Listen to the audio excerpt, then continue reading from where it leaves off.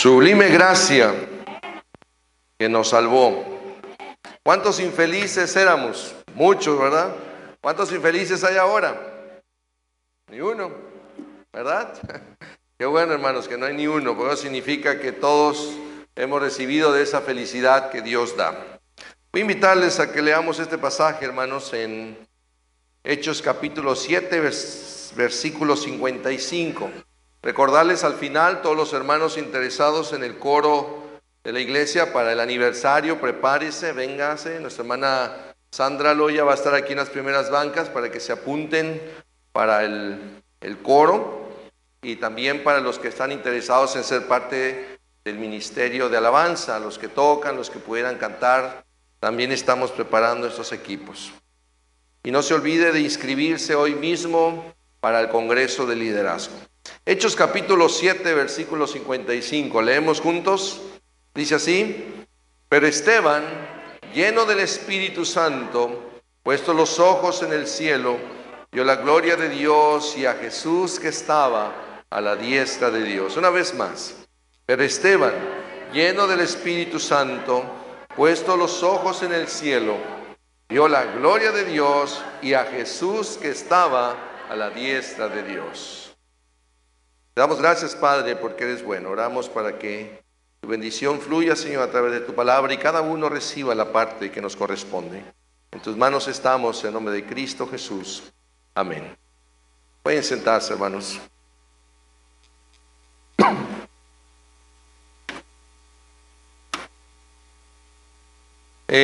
Todos van a recibir un papelito con una pequeña pregunta. Esto es en razón al bendito problema que tenemos, ¿verdad? Que no cabemos. Digo, es un bendito problema, ¿no? La solución, con la Junta hemos decidido comenzar ya con un segundo servicio en la mañana, y estamos, pues, de cierta forma sondeando un poco, pues, qué horarios. Hay dos horarios que quisiéramos que usted viera allí y usted diga, bueno, a lo mejor yo vengo a este, yo vengo al otro. No se trata de que nos dividamos, La idea es que trabajemos juntos en que más personas conozcan de la palabra de Dios en este lugar, en el horario, pues, donde usted regularmente no se reúne. No se trata de que nos dividamos en dos partes, ¿no? Pero sí es importante su opinión y nos gustaría hacer un sondeo. Así que cuando llegue ese papelito, llénelo. Los hermanos sugieres al final se lo dan. Y de esta manera estaremos haciendo una pequeña encuesta. Bien, hemos estado hablando, creo, todo este mes acerca del libro de Hechos. El libro de Hechos es el libro histórico del Nuevo Testamento que refleja, por así decirlo, los parámetros que la iglesia cristiana debe tener. Desgraciadamente, creo que estamos conscientes de esto, la interpretación, los contextos sociales, inclusive la política, la economía y aún las guerras han tenido que ver con esa idea de ajustar el contexto del libro de Hechos a la iglesia cristiana por siglos. Se han metido intereses, sin duda, y ahí hemos perdido muchos. La iglesia ha perdido, no por ser la iglesia, y quiero aclarar esto, como cuando la gente critica a la iglesia. No es la iglesia.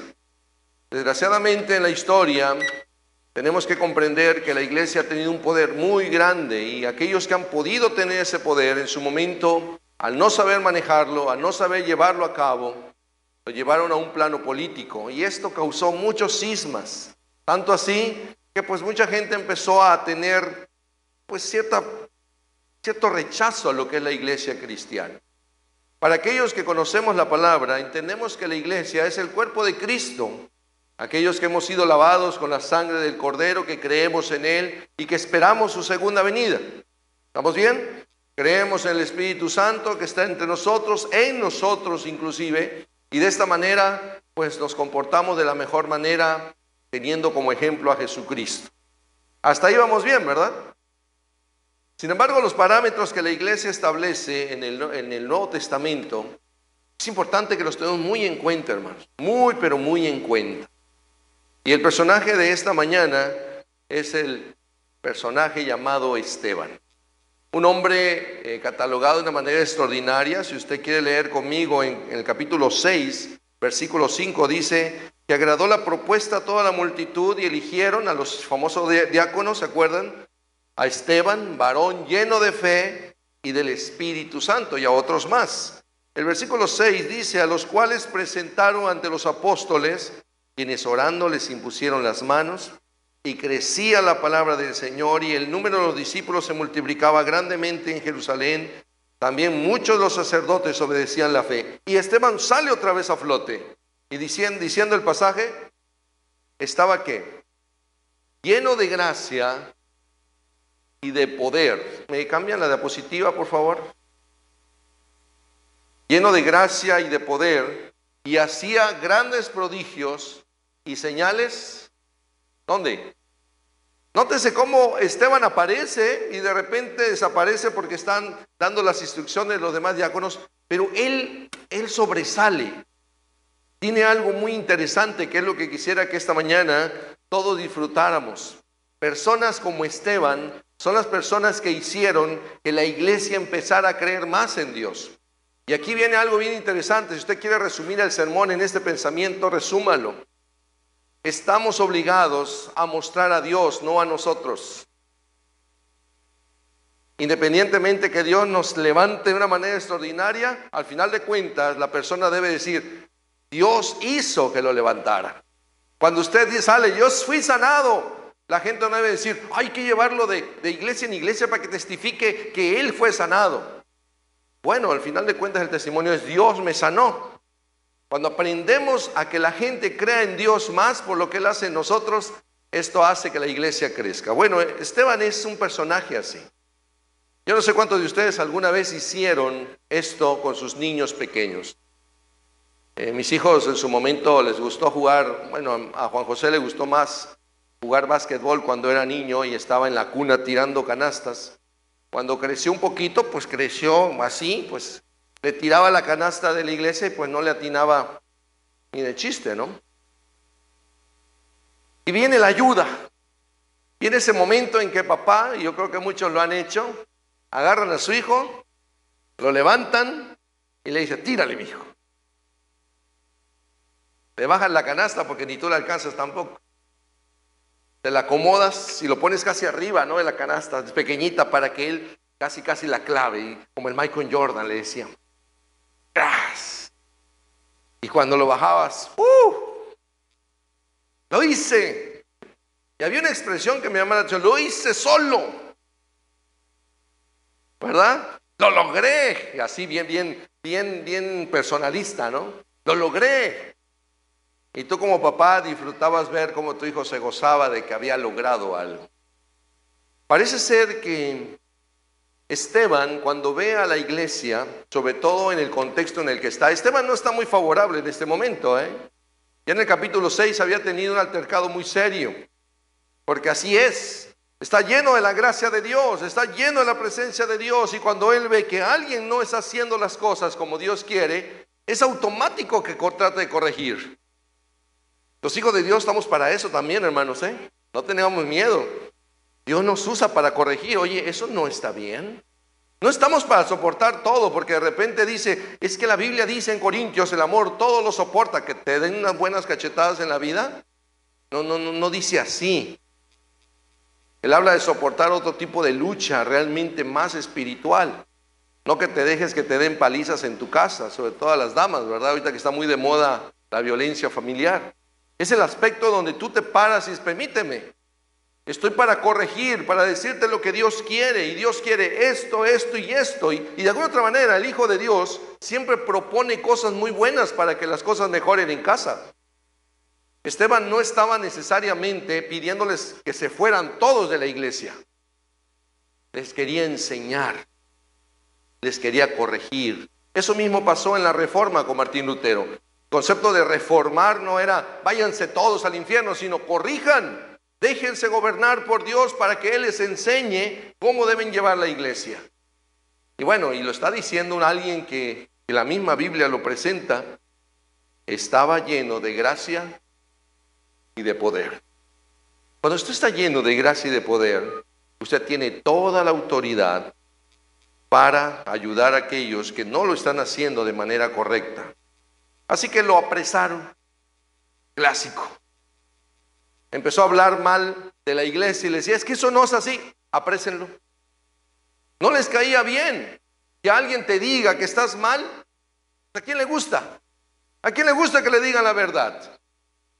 Me decía una persona esta semana, la verdad, pastor, dígame la verdad. Así se me puso como, dígame la verdad. Te vas a ir al infierno. No, tampoco me la diga así tan. ¿Qué quieres que te diga? Que te agarre el cuello y te diga, mira mi amigo, vas bien, yo creo que te falta. ¿Cómo quieres que se lo diga? ¿Cómo le dices la verdad a alguien que con su carácter, su forma de ser y con la historia de terror que te está contando, le vas a decir que las cosas están bien? Claro que no. Disculpa mi hermano, pero para como yo te veo en este momento, estás a un hilo. Si te mueres ahorita, ni para dónde salvarte, hermano. ¿Tan así está el asunto? Me dice, bueno, yo pensé que se iba a enojar, pero me dice, ¿tan así está el asunto? Tan así está. Pero tan así está que Dios también te puede salvar en este momento. Así de pecador, así de pecador Dios te puede salvar. ¿Y saben qué? Es que se me hace muy fácil. No pueden creer que Dios te ame así de esa manera. No lo asimilan. Están viendo su pecado, están viendo que están condenados. Ellos saben que las cosas van de mal en peor. Les presentas el evangelio que te dice que Dios te ama, que lo que necesitas es creer en Él, doblar tus rodillas, arrepentirte y las cosas van a empezar a caminar mejor. Y no lo creen. Yo he visto personas que llevan muchos años en el evangelio y todavía no creen que Dios los perdonó. Están esperando penitencias. Yo creo que si les hubiera yo dicho, hermanos, agárrense y denle 3 vueltas a Tijuana y de rodillas y llegan aquí a orar, lo hubieran hecho. Porque yo creo que eso ayuda a sentir que estoy pagando. Hermano, usted no tiene que pagar nada. El Señor ya lo pagó todo. Él murió por nosotros. ¿Por qué tengo que morir ahora yo? Si el Señor dice, yo te quiero dar vida. En vez de que te lastimes tus rodillas caminando por toda la ciudad, párate, predica el evangelio, comparte del amor que yo te estoy dando. Eso es lo que hace Esteban. Recibe el poder, se llena del Espíritu Santo, empieza a servir, empieza a notar que la iglesia está muy contenta porque está repartiendo aquí a las viudas, las esposas de algunos, a los niños, empiezan a haber albergues por todos lados y entonces Esteban empieza a trabajar. La gente lo empieza a querer. ¿Quién no quiere un hijo de Dios? Los hijos del diablo, ¿verdad? Empiezan a sentir incomodidad. Y es normal, hermano. Yo se los comenté hace 3 domingos. La persecución es tremenda, ¿eh? No necesariamente es que te pongan un cuchillo en el cuello. Empiezas a vivirlo en tu propia casa. Siempre hay uno en casa que quiere como que las cosas espirituales se tienen que hacer a su modo, pero no se somete al modo de Dios. Cuando se somete la familia al modo de Dios, no andamos batallando. Todo es así. Échele la culpa a Dios si quiere. Dios se va a tratar con su vida. Esteban se anima, comparte, lo agarran preso, lo llevan al Sanedrín, lo exponen y para colmo, como no podían decir nada, ni más que llegaran diciéndole al Sanedrín, mire, este hombre está lleno de la presencia de Dios y por eso lo vamos a meter a la cárcel. Pues no, tuvieron que buscar gente que mintiera, que dijera que a Esteban hablaba en contra de Dios, que estaba en contra de la ley y que decía que Jesús era más poderoso que la ley. Y ahí se empezaron a agarrar con cositas. El Sanedrín, ¿es cierto?, le preguntan a Esteban, y dice el versículo 13 del capítulo 6, pusieron testigos falsos que decían, este hombre no cesa de hablar palabras blasfemas contra este lugar santo y contra la ley. Pues le hemos oído decir que ese Jesús de Nazaret destruirá este lugar y cambiará las costumbres que nos dio Moisés. Entonces todos los que estaban sentados en el concilio lo quedaron viendo. Y adivinen qué vieron. ¿Qué dice?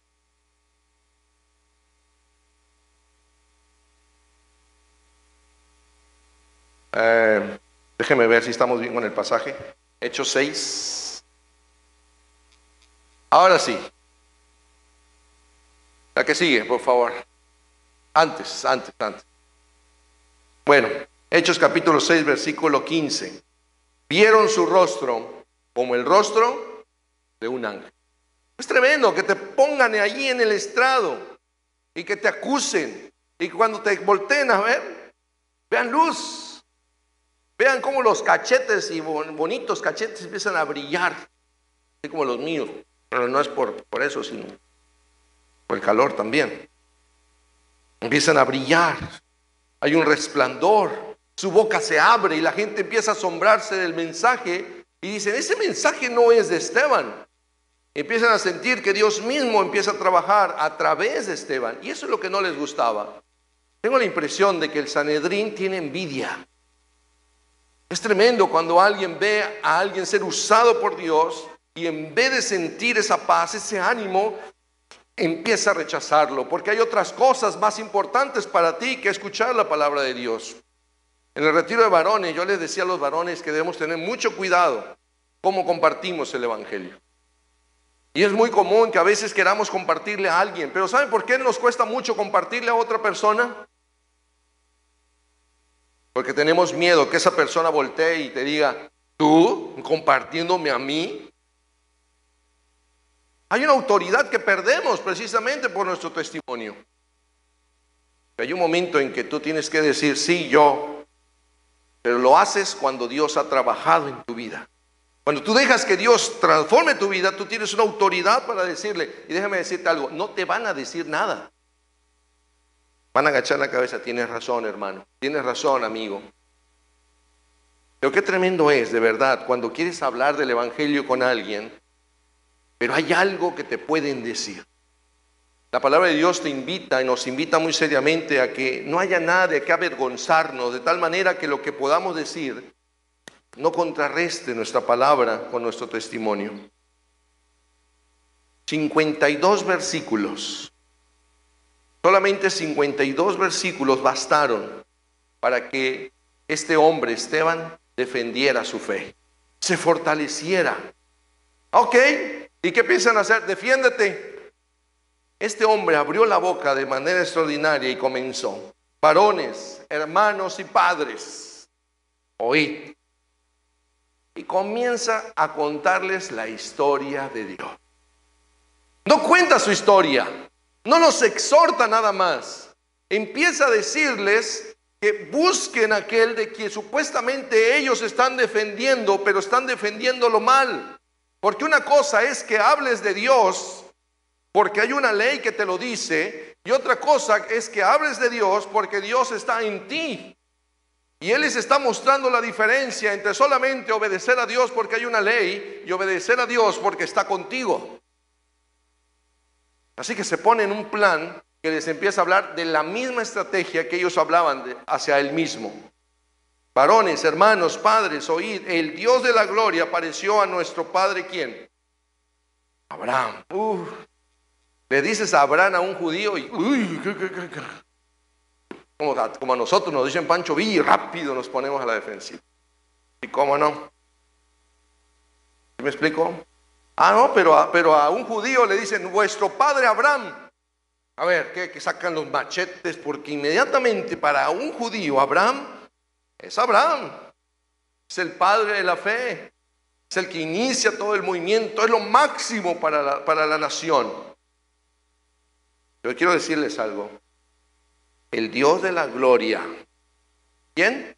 El Dios de la gloria. El Dios de la gloria apareció a Abraham. ¿Hay alguien más grande que Abraham? ¿Quién es? Dios. Estando en Mesopotamia, antes que morase en Harán. Se los quiero dejar en claro a ustedes, porque tengo la impresión, benditos judíos paisanos, que le estamos dando más gloria al hombre que es Abraham que al Dios de Abraham. Y eso es tremendo, cuando la iglesia pierde sentido de a quién le damos la gloria y nos olvidamos que el único que merece la gloria en este lugar es Dios. Tiene sentido entonces lo que hacemos. De alguna otra manera, eso comenzó diciendo, con guante blanco, ¿no? Porque esa es la idea de Esteban. Sale de tu tierra y de tu parentela, le dijeron a Abraham, ven a la tierra que yo te mostraré. Entonces salió de la tierra de los caldeos y habitó en Harán, y de allí, muerto su padre, Dios le trasladó a esta tierra en la cual vosotros habitáis ahora. ¿Notaron lo que le quiso decir así entre líneas Esteban al Sanedrín? Vean lo que le dice al final, Entonces salió de la tierra de los caldeos, habitó en Harán, y de allí, muerto su padre, Dios le trasladó a esta tierra, en la cual vosotros habitáis ahora. Nomás quiero recordarles que estas tierras se las dio Dios. Antes de que comiencen a definir que Abraham y Abraham y Abraham, siempre tenemos que darle la gloria otra vez a Dios. Ustedes viven aquí por Dios. ¿Por qué vivimos, hermanos? ¿Por qué vivimos aquí en Tijuana? Ay, pastor, porque perdí mi visa y me mandaron de regreso. No, me tuve que venir a trabajar aquí. Bueno, está bien, hay consecuencias de nuestros actos, es cierto. Pero si usted vive, hermano, en este momento en paz, con ánimo, yo le quiero decir algo, es porque Dios ha sido fiel en usted. Usted y yo estamos aquí por la gracia de Dios.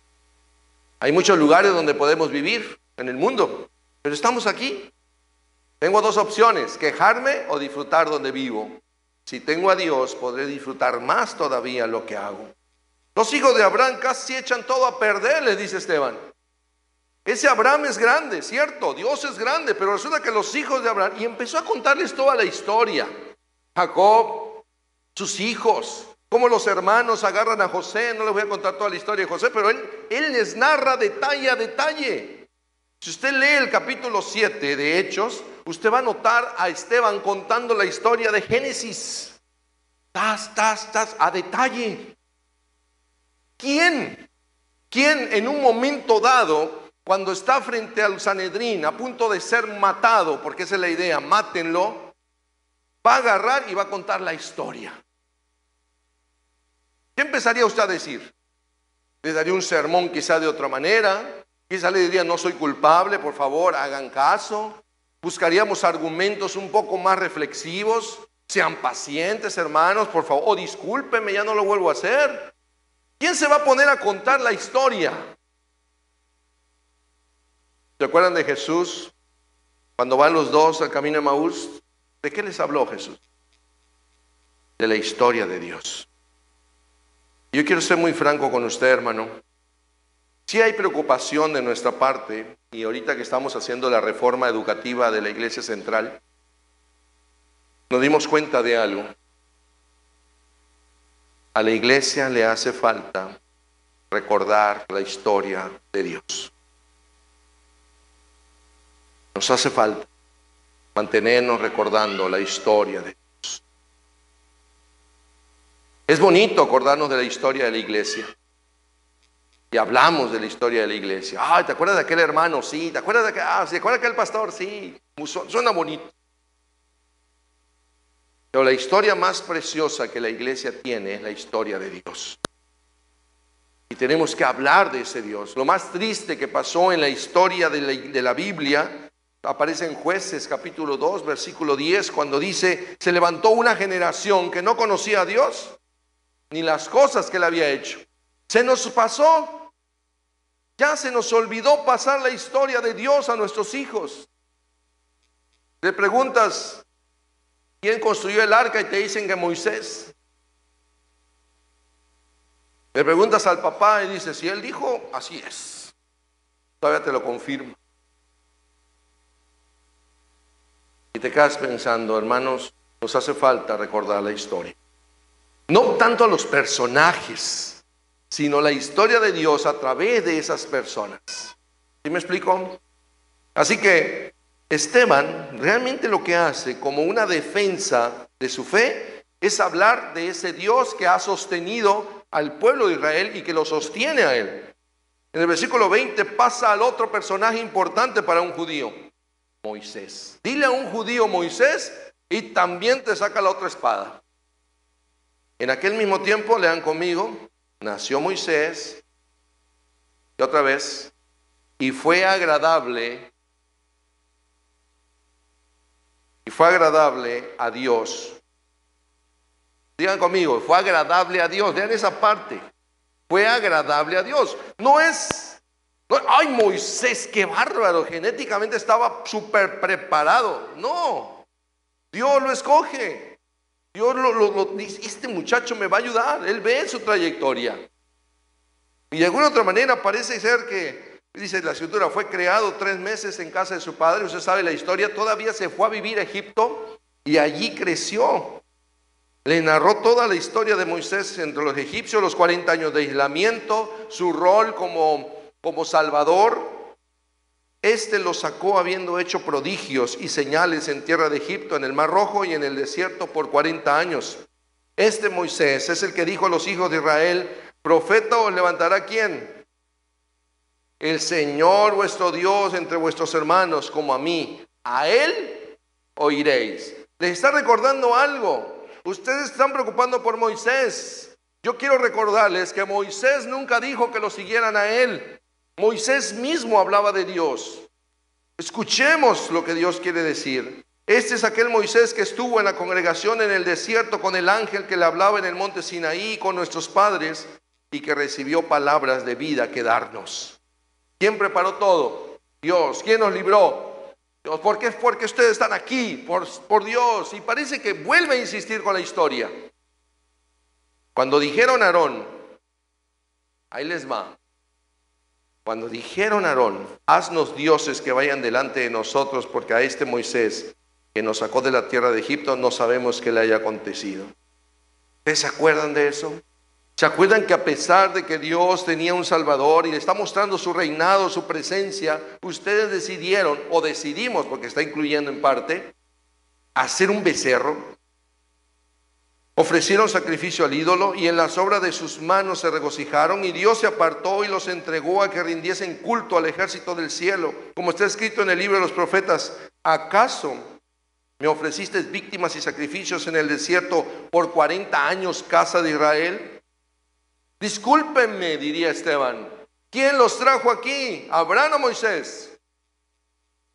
Ni Abraham ni Moisés. Otra vez, Dios. ¿Se acuerdan cuando estuvieron nuestros padres en el tabernáculo del testimonio en el desierto? ¿Cómo había ordenado Dios cuando dijo a Moisés que lo hiciesen conforme al modelo que había visto, el cual recibió a su vez a nuestros padres? Lo introdujeron con Josué al tomar posesión de la tierra de los gentiles, a los cuales Dios arrojó de la presencia de nuestros padres hasta los días de David.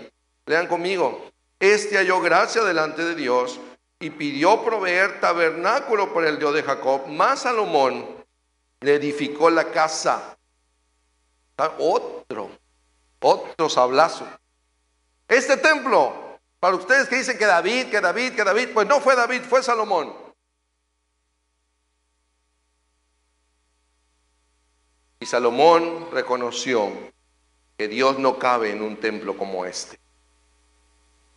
Lo que está tratando Esteban de dejar en la mente del Sanedrín es que Dios es más grande que cualquier templo. Me preocupa de repente cuando en los campamentos o en los eventos donde los jóvenes platican, se hable de iglesias pequeñas o iglesias grandes. Iglesia solo hay una, hermano. La iglesia de Jesucristo, nada más. Que se reúne en diferentes lugares, sí. De hecho, en este mes estaba leyendo a un autor que dice: la iglesia está insertada en las denominaciones o en los grupos, pero iglesia solo hay una. No somos la iglesia del Nazareno, somos la iglesia en la iglesia del Nazareno. Y si alguien me lo quiere debatir, que lo debata, que se pelee solo. Somos la iglesia en la iglesia del Nazareno. Nuestra iglesia Nazareno nos ha cobijado con una organización y con una doctrina, pero iglesia solamente hay una. Igual puede ser la iglesia metodista, la iglesia en la iglesia metodista también, o en el grupo metodista. Igual podemos hablar de muchos grupos. El problema es cuando la iglesia pierde sentido y la denominación es más importante que la iglesia. La iglesia siempre será más importante para Cristo porque murió por la iglesia. no por la denominación. ¿Estamos bien?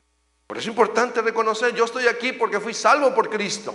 Qué bueno que la iglesia de Nazareno me ha cobijado y me ha podido otorgar orden en muchas cosas en mi vida. Pero ¿qué es lo que está pasando hoy? Parece que ahora la lucha es ver qué denominación es mejor. Ya nos perdimos. Parece que Esteban voltea y le dice al Sanedrín, cuidado. Y parece que está advirtiendo lo que va a venir en la iglesia después. ¿Creen ustedes que es más importante respetar la ley que tener a Dios con ustedes? Claro que no. Uy, aquellos ya estaban así. Ahorita van a ver. Ahorita van a ver. Y por si no lo saben, el Altísimo no habita en templos hechos de manos. O un judío. Dígale que el templo no es... Pobrecitos, estos estaban... Empezó a salirles bilis. Empezó a subírseles. Dice el profeta, el cielo es mi trono. ¿No dice así? Y la tierra el estrado de mis pies. ¿Qué casa me edificaréis? Dice el Señor. ¿O cuál es el lugar de mi reposo? ¿No hizo mi mano todas estas cosas? Por si no lo saben, Dios es más grande que este templo. No, pues los judíos estaban... Fíjense qué tremendo que te enoje eso. Yo se lo dije ahorita y ustedes dijeron, gloria a Dios, qué bueno que nuestro Dios es más grande que cualquier templo.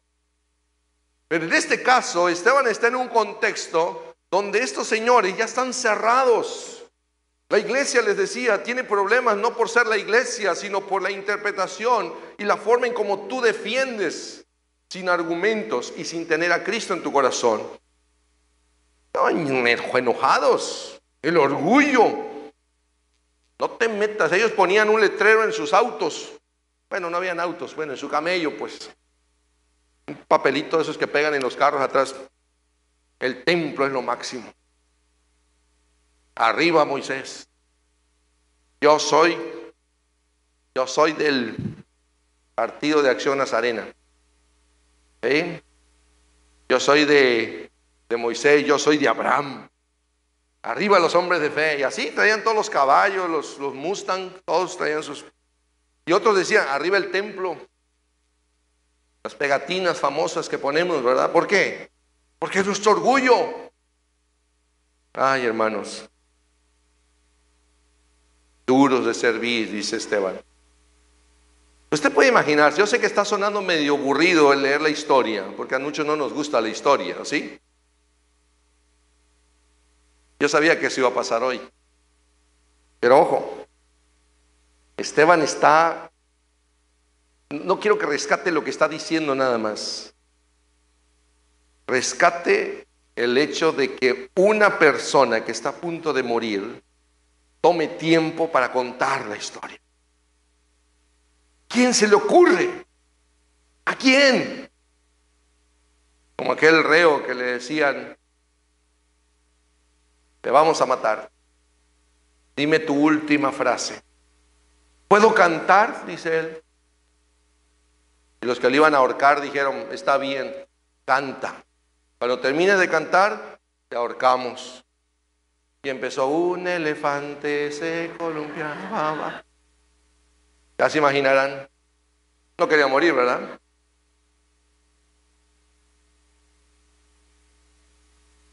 Vosotros, le dice Esteban, vosotros resistid siempre al Espíritu Santo. Cambia la temática. Les he contado la historia de Dios. ¿Saben por qué están ahí? Están resistiendo ahora la otra parte de la historia. Se quedaron con Abraham, se quedaron con Moisés, se quedaron con su templo, se quedaron con los rituales. Y se les ha olvidado que ahora está Cristo. Y se les está olvidando algo más importante también, el Espíritu Santo que mora en ustedes, o quiere morar en ustedes.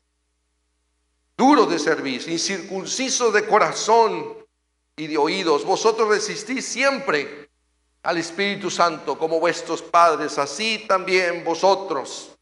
¿A cuál de los profetas no persiguieron vuestros padres y mataron a los que anunciaron de antemano la venida del justo, de quien vosotros habéis sido entregadores y matadores? Vosotros que recibiste la ley por disposición de ángeles, y no la guardasteis. Ustedes mataron a Cristo. Hermanos, ya se imaginarán. ¿Qué hubiera hecho usted? Te están acusando fuerte. Bueno, por si no lo sabe, vean lo que pasó con la bilis en el versículo 54. Lean conmigo. Oyendo estas cosas, se enfurecían en sus corazones y crujían los dientes contra él. ¿Quién cruje los dientes?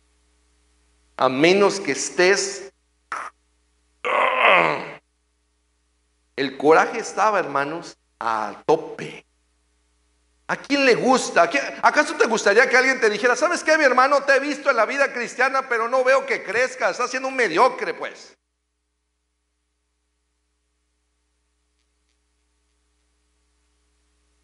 Ay, como que lo recibes, pero como que no lo recibes, ¿no? ¿Y tú qué? Ya cuando no aguantas. Pero, también fulano. ¿Y usted también? Y empiezan. ¿Qué hacen los políticos? Primero empiezan con la propuesta del país. Es importante que el mundo esté bien.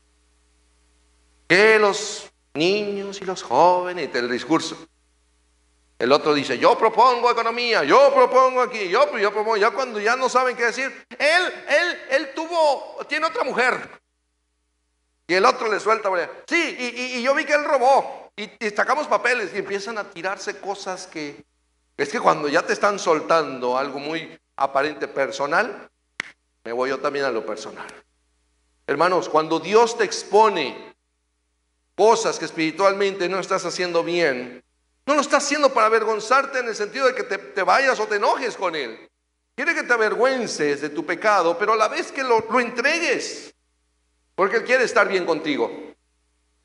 No te lo está haciendo en serio para acabarte.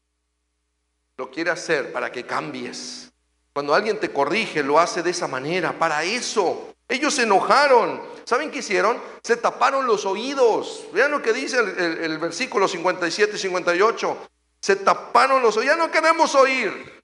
Agarraron piedras, lo sacaron fuera de la ciudad y lo apedrearon. Y los testigos pusieron las ropas, adivinen en los pies de quién. Un joven llamado Saulo. ¿Valió la pena la muerte de Esteban o no? Ay, ¿para qué abrió la boca este muchacho? Se hubiera quedado calladito, se ve más bonito. Luego dice que brillaba, pues. Hermanos, el orgullo es espantoso. Prefiero matar la verdad antes de considerarla. Y alguien cuando te dice algo que estás haciendo mal, agradécelo.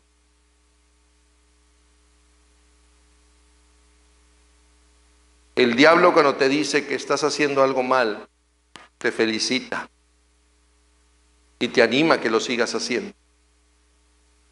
Dios cuando ve que estás haciendo algo mal y usa a alguien para corregirte, es porque te ama. Porque quiere que cambies eso que no le está agradando y que te va a traer consecuencias a ti. Cuando papá e hijos te dicen, hijo, eso no está bien, no porque quiera avergonzarte, quiere que seas mejor. ¿Quién más te va a decir que estás mal si no es la gente que te ama? ¿Quién más? Esa es la historia, hermanos. Esa es nuestra historia. Le dice Esteban al pueblo, yo soy igual que ustedes. Yo fui sacado de Egipto. Jesucristo sanó mi vida. Ahora estoy trabajando para la iglesia de Jesucristo. Y no estoy negando a Moisés, no estoy negando a Abraham, no estoy negando a Salomón y a David. Estoy honrando a ese Dios de estos grandes hombres que han estado en la historia. Y ahora he dejado que su espíritu esté en mí. De tal manera que ahora yo no puedo decirles, o se los puedo decir así abiertamente, yo he sido sostenido por Dios. Y ustedes como pueblo también. El problema es que se les olvide la historia. ¿Alguna vez, hermano, se le olvida de dónde usted fue sacado? Se nos olvida, de verdad. Voy a terminar con esto. Voy avanzando en la vida cristiana. Poco a poco voy cambiando mi vocabulario.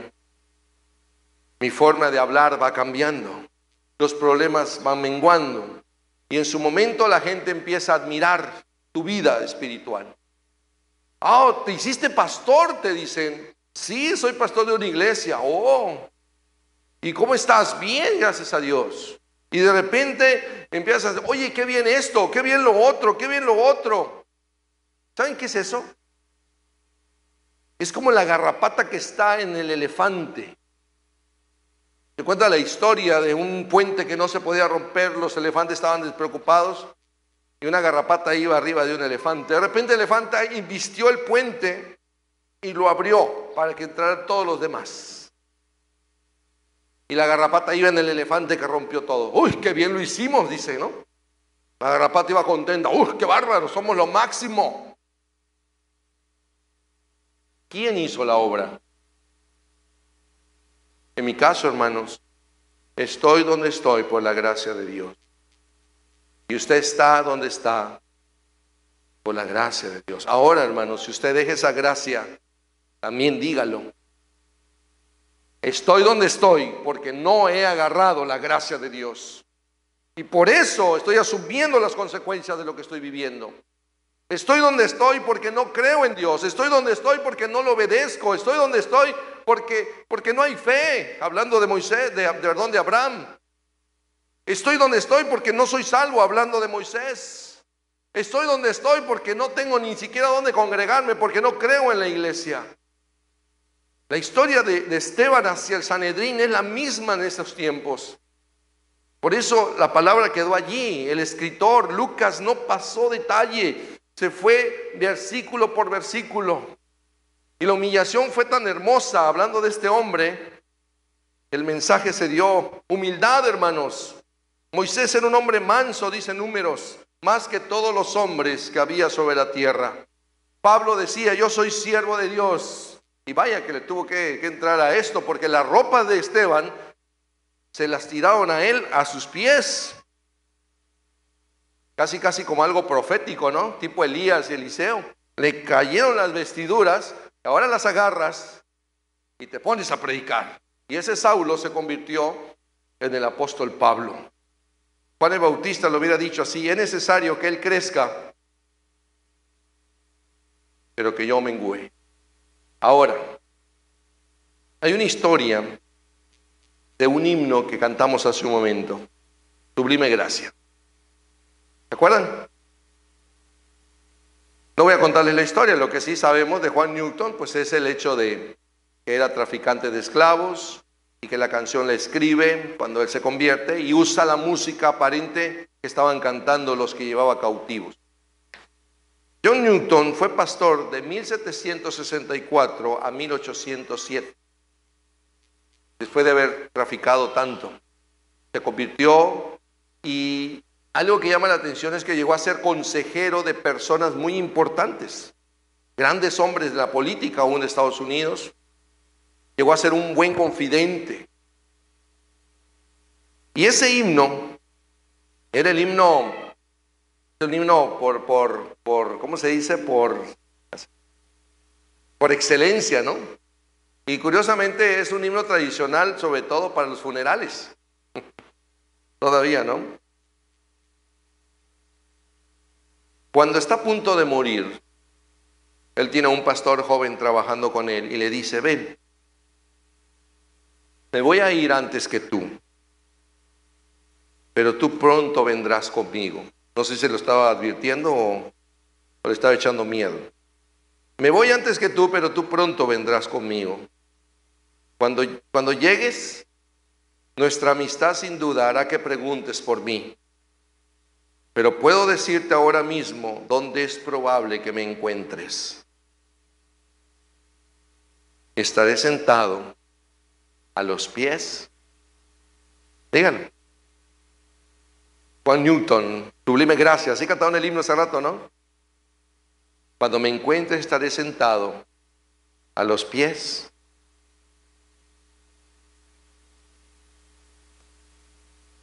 estaré sentado a los pies del ladrón que se convirtió en la cruz de Cristo. Ese es su testimonio. Ay, no va a estar en los pies del Señor Jesús. No. Este hombre aprendió la humildad. Si alguien trae un pick-up blanco, por favor, que lo mueva allá a la puerta. Está causando problemas. Gracias. Voy a estar sentado a los pies del ladrón en la cruz. ¿Alguna vez acaso Jesús se jactó? ¿Caminó sobre el agua? ¿Presumió la playa? ¿Presumió que había hablado con Elías?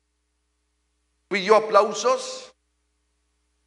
Dijo: no puedo yo hacer nada por mí mismo. Según oigo, así juzgo, y mi juicio es justo, porque no busco mi voluntad, sino la voluntad del que me envió, la del Padre. Voy a invitarles a estar en pie. ¿Por qué enseñas? Porque el Señor te ha enseñado. ¿Por qué amas? Porque Dios te amó primero. ¿Por qué sirves? Porque el Señor sirvió, vino a buscar y a salvar lo que se había perdido, y vino a servir, dice, no a ser servido. Cuando las últimas piedras están pegando su cuerpo y él ya está a punto de morir, Esteban, quitaron Hechos 7:55, Esteban, lleno del Espíritu Santo, puesto los ojos en el cielo, vio la gloria de Dios y a Jesús que estaba a la diestra de Dios, y dijo: he aquí, lea conmigo, veo los cielos abiertos y al Hijo del Hombre que está a la diestra de Dios. Entonces ellos, dando grandes voces, se taparon los oídos, se arremetieron contra él. Echándole fuera de la ciudad, le apedrearon, y los testigos pusieron sus ropas a los pies de un joven que se llamaba Saulo, y apedreaban a Esteban, mientras él invocaba y decía: Señor Jesús, recibe mi espíritu. Y puesto de rodillas, clamó a gran voz: Señor, no les tomes en cuenta este pecado. Y habiendo dicho esto, durmió. Esteban soportó todo para dejarle en claro a la iglesia, o al menos los que iniciaron la iglesia: no se olviden de la historia de Dios. La iglesia central va a cumplir 75 años. Y yo pensaba, ¿cuál es el mensaje que yo predicaría ese día? Y ya lo tengo.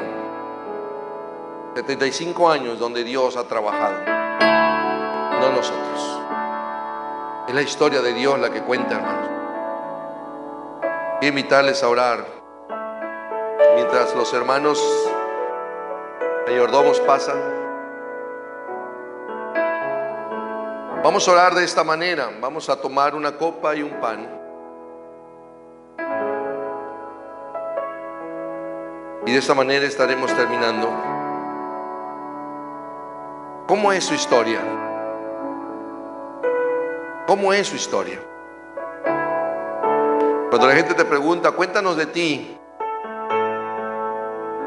a veces hay alegría por lo que hablamos, pero es increíble que la mayoría de las personas hablen más de sus tragedias. Si te contara la pobreza en la que vivieron, las tortillas que comían, los golpes de papá o de mamá. Y pocas veces puedan decir, independientemente de todo lo que yo he vivido, creo que la historia de Dios ha estado ahí. Y no es tanto el hecho de que Dios sea parte de mi historia, sino que yo sea parte de la historia de Dios. Bienvenidos, hermanos, a tomar una copa y un pan. Tómelo, regrese a su lugar y vamos a orar esta mañana. De esta manera nosotros celebramos ese sacrificio. Cuando la iglesia toma la copa y come el pan, recuerda la historia de Dios. Eso es la historia.